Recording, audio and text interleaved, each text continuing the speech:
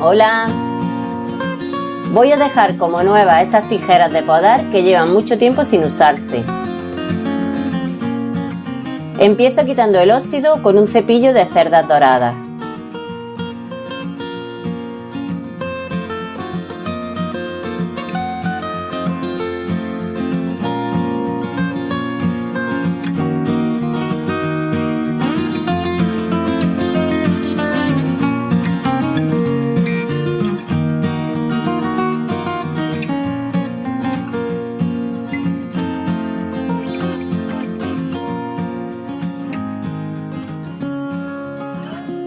Pinto la parte que lleva pintura.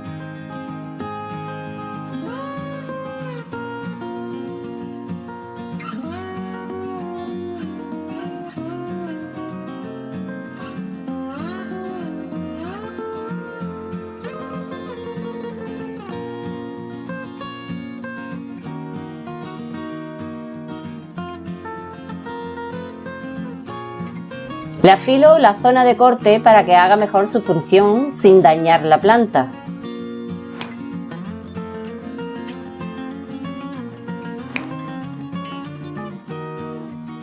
Y este es el resultado. Muchas gracias.